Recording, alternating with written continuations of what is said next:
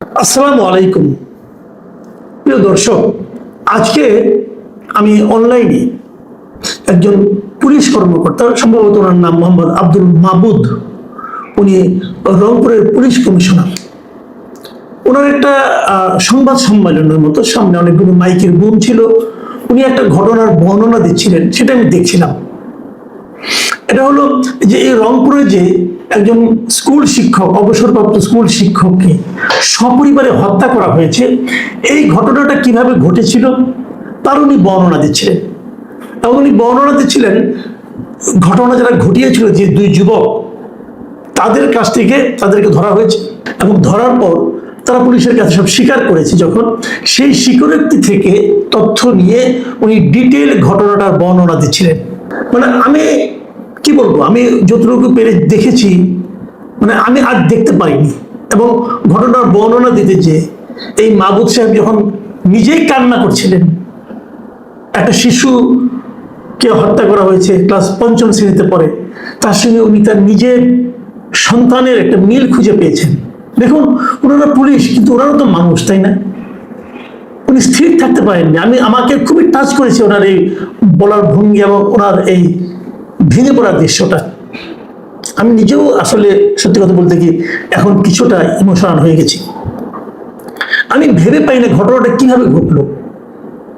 একটা পরিবার, সে পরিবারের একজন অবসরপ্রাপ্ত জেলা স্কুলের একজন শিক্ষক, খুব নামকরা শিক্ষক এবং এলাকায় খুবই সজ্জন ব্যক্তি বলে পরিচিত। ওনার বাড়ির ছাদে দুটো বখাটে ছেলে, একজনের বয়স 19 বছর, একজনের বয়স 23 বছর। তারা দুজন আবার পরস্পরের মামাতো ফুফাতো ভাই। একজনকে নাম সিদ্ধার্থ দাস, আরেকজনের নাম মুগ্ধ দাস। তারা তার বাড়ির ছাদে, ওই শিক্ষকের বাড়ির ছাদে ইয়াবা খাচ্ছিল। শিক্ষক ছাদে যে তাদেরকে মানা করেছে, এটা করো না, অথবা এরকম পেশাটা করেছে। শিক্ষক ঘরের পোশাকে ছিল, লুঙ্গি এবং গায়ে একটা গামছা ছিল, সেই গামছা দিয়ে পেঁচিয়ে লোকটাকে হত্যা করা হয়েছে। এবং এই শব্দ যখন নিচে গিয়েছে, নিচ থেকে ওনার স্ত্রী উঠে এসেছেন, সেই স্ত্রীকে সিঁড়ির মধ্যেই ওই গামছা দিয়ে পেঁচিয়ে তাকে হত্যা করা হয়েছে। এরপর তার কন্যা ইউনিভার্সিটিতে পড়ে, সে উঠে এসেছে, তাকেও হত্যা করেছে এবং তাকে দড়ি দিয়ে পেঁচিয়ে ভয়ঙ্করভাবে তার চোখ দুটো বেরিয়ে আসছিল।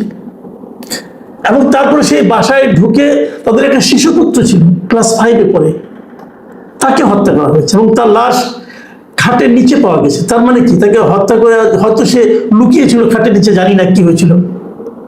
তারপর তারা ঠান্ডা মাথা ওই বাসায় ছিল, ওই বাসায় বসে ইয়াবা খেয়েছে, লুটপাট করেছে, পুরো ঘটনাকে ডাকাতির চেহারা দেওয়ার চেষ্টা করেছে এবং তারপর তারা বাসা থেকে বেরিয়ে পালিয়ে গেছে। কি ভয়ঙ্কর একটা ঘটনা! এই ধরনের ঘটনা কিন্তু আমরা প্রায় দেখছি। আমি আরেকটা ঘটনার কথা বলি, মানে দেশে এগুলো বলছি এই কারণে, দেশের আইন শৃঙ্খলা পরিস্থিতি কোন পর্যায়ে আছে এটা আপনাদের একটু ধারণা দেওয়ার জন্য। এগুলো সবই আপনারা জানেন, তবু বলছি। ব্রাহ্মণবাড়িয়া কদিন আগে কি হলো, গত এই মাসের 18 তারিখে, আজকে থেকে 4-5 দিন আগে কথা, ব্রাহ্মণবাড়িয়ায় ওখানকার জেলা পুলিশের যে মাদক বিরোধী সমাবেশ এবং শোভাযাত্রা তারা আয়োজন করেছিল, মানে মানুষকে মাদকের ব্যাপারে মানুষকে সচেতন করার জন্য, যাতে তারা মাদকের দ্বারা আকৃষ্ট না হয় এই জন্য, এবং মাদক সেবীদের বিরুদ্ধে সচেতনতা তৈরি করার জন্য তারা ওখানে সমাবেশ করেছে, শোভাযাত্রা করেছে। এবং এরই এক পর্যায়ে ওখানকার পুলিশ লাইন্সে একটা সাংস্কৃতিক অনুষ্ঠানের আয়োজন করেছিল জেলা পুলিশ।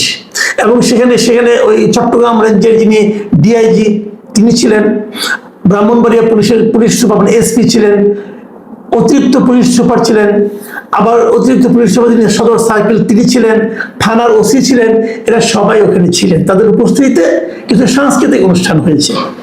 সাংস্কৃতিক অনুষ্ঠান কেন হলো?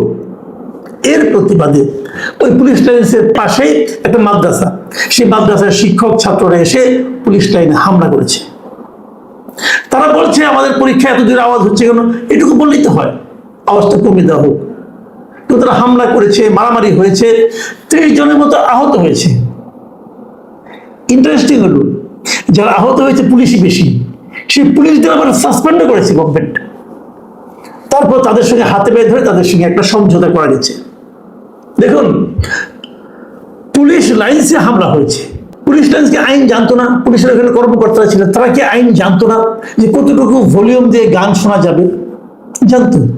এবং ওখানে যারা প্রত্যক্ষদর্শী আছে এদের সঙ্গে দুইজনের সঙ্গে কথা কথা বলে আমি যতটুকু শুনেছি তারা আইন মেনেই কাজগুলো করছিল। কিন্তু গান হবে কেন? এই অপরাধে মাদ্রাসার লোকজন এসে সেখানে হামলা করেছে। ছাত্ররা তো নিজেরা আসেনি, ওদেরকে উস্কে দেওয়া হয়েছে নিশ্চিতভাবেই, এবং সেই হামলা হয়েছে, মারামারি হয়েছে। হেফাজত ইসলামের একজন বড় নেতা ওই মাদ্রাসাটার প্রতিষ্ঠাতা। এই ঘটনার বিচার কি হলো?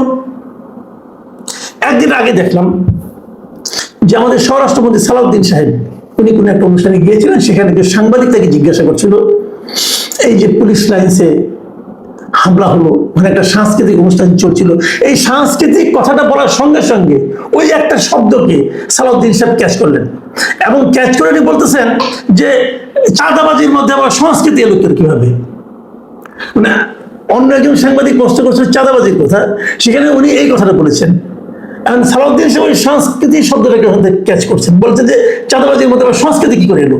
এবং তার যে বলার যে বাচন ভঙ্গি, তার যে বডি ল্যাঙ্গুয়েজ, মানে এমন তুচ্ছ তাচ্ছিল্য উনি সাংবাদিকদের করছেন দেখা যায় না। আমি এটা দেখাতে পারলে ভালো হতো, আমি দেখাতে চাই না, আপনারা নিশ্চয়ই দেখেছেন। মানে একজন মন্ত্রী, একজন জনপ্রতিনিধি এই ভাষায় সাংবাদিকদের সঙ্গে কথা বলতে পারেন? একটা জেনুইন কোশ্চেন।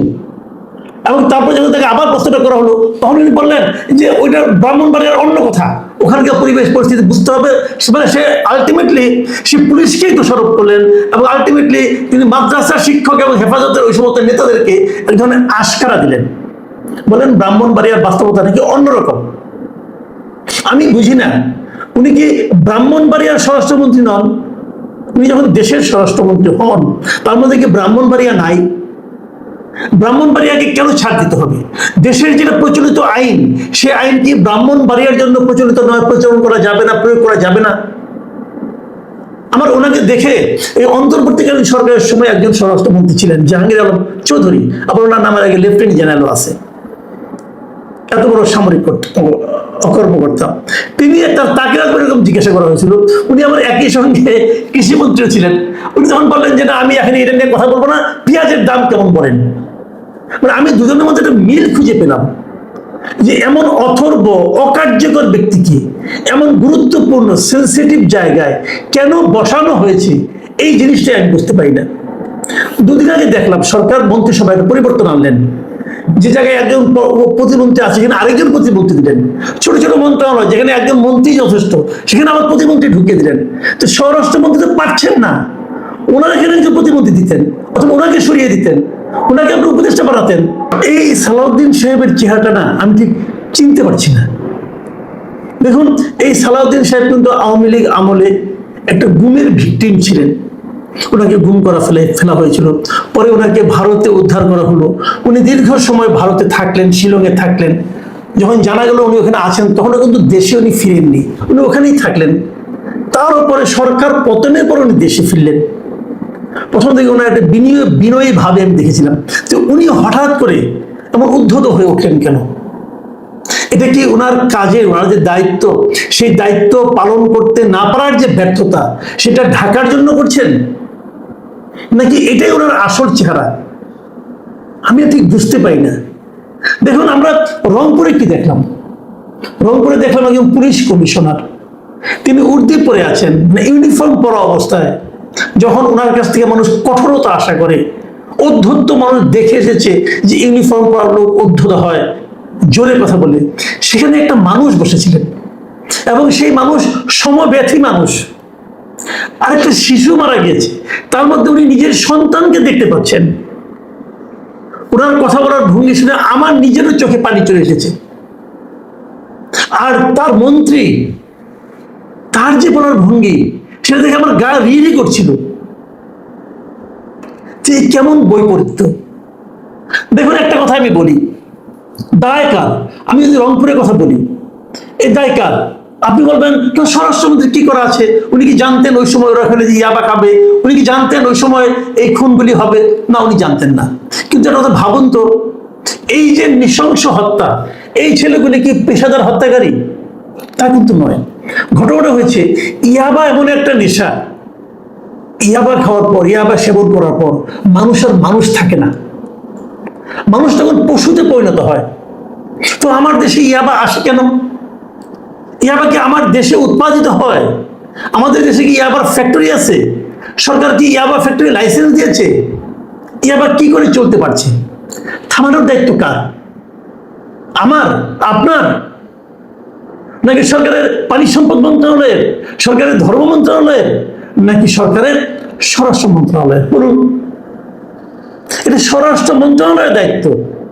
স্বরাষ্ট্র মন্ত্রণালয়ের দায়িত্বটা পালন করতে পারছে না, পারছে না। তো এই না পারার ব্যর্থতা সালাউদ্দিন সাহেব নেবেন না, নাকি এই ব্যর্থতা ঢাকার জন্য উল্টো অ্যাটাক, উল্টো ধমক, উল্টো কথাবার্তা, উল্টো উষ্মা প্রকাশ, এই পদ্ধতি কি দীর্ঘদিন কার্যকর হবে? এই যে ব্যর্থতা, এই ব্যর্থতার শেষ পর্যন্ত দায় যে কার উপর চাপবে? লোকে কিন্তু সালাউদ্দিন সাহেবের কথা ভুলে যাবে, এই নাম ভুলে যাবে। উনি যতই নিজেকে জ্ঞানী হিসেবে প্রচার করেন না কেন, বাংলাদেশের মানুষ ওনাকে মনে রাখবে না। উনি কেউ না, আসলে তারেক রহমান না থাকলে উনি কেউ না। সম্পূর্ণ দায় যে করবে বিএনপি সরকারের উপর, তারেক রহমানের উপর। আমি বুঝি না সরকার এগুলি কেন বহন করছেন, আমি বুঝি না। দেখুন একটা কথা, ব্রাহ্মণবাড়িয়ার যে ঘটনা ঘটলো, আমাদের মন্ত্রী সাহেব উনি কিন্তু আলটিমেটলি সাংবাদিকের সামনে যে কথাগুলি বলেন, যে কেউ শুনুন, সবাই বলবে, উনি কিন্তু পক্ষ নিলেন প্রকারান্তরের মাদ্রাসাগুলির জন্য। বলে যে ওখানে নাকি ভিন্ন পরিবেশ, সারা দেশে এক পরিবেশ, ওখানে ভিন্ন পরিবেশ থাকবে কেন, থাকতে দেবেন কেন আপনারা? তাহলে আপনার কাজটা কি ভাই? ওই বড় বড় আইনের দার্শনিক বক্তব্য কপচানো? আমি আশা করব এই সমস্ত বিষয়গুলো ওনারা আরেকবার ভাববেন। আমি প্রধানমন্ত্রীকে বলবো, আমি মাননীয় স্বরাষ্ট্রমন্ত্রীকে বলবো। আমি স্বরাষ্ট্রমন্ত্রীর প্রজ্ঞা, জ্ঞান, এরা বিশেষ ভক্ত, ওনার কথাবার্তা আমার খুবই বুদ্ধিদীপ্ত মনে হয়। আমি ওনাকে বলবো, ভাই মাটিতে পা রাখেন, প্লিজ মাটিতে পা রাখেন। আপনি কিছুই হয়ে যাননি। এই দেশে অনেক বিশাল বিশাল পার্সোনালিটি, অনেক বিশাল বিশাল লোক আমরা দেখেছি যারা মানুষকে মানুষ মনে করতো না। কোথায় তারা এখন? একবার ভাবুন, আপনি তেমন কিছু হয়ে যাননি এখনো। এই দেশের মানুষের সেবা করবেন, এই দায়িত্ব আপনি নিজে থেকে চেয়ে নিয়েছেন।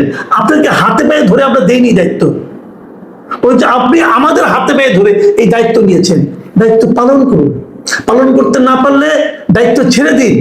ছেড়ে দিতে না চাইলে দায়িত্ব পালন করতে না পারার যে অপরাধ বোধ, সেটা আপনার চোখে মুখে ফুটে উঠুক। এটাই হলো আপনার কাছে আমাদের চাওয়া। আপনার অধ্যত্ব আমরা সহ্য করবো না। প্রিয় দর্শক, আমি ব্যক্তিগতভাবে একটু হতাশ এবং একটু আবেগ আক্রান্ত। দেশ এভাবে চলতে পারে না। কথা পরিষ্কার ভাই, আইন শৃঙ্খলা বলতে কিছু থাকবে না। আগের সরকারের মব চলতে থাকবে, মাদকের স্বর্গরাজ্যে পরিণত হবে, যা ইচ্ছা তাই করবেন সবাই, আর সেটাকে আমাদের মেনে নিতে হবে। এটা হবে না ভাই। এখন এ পর্যন্তই।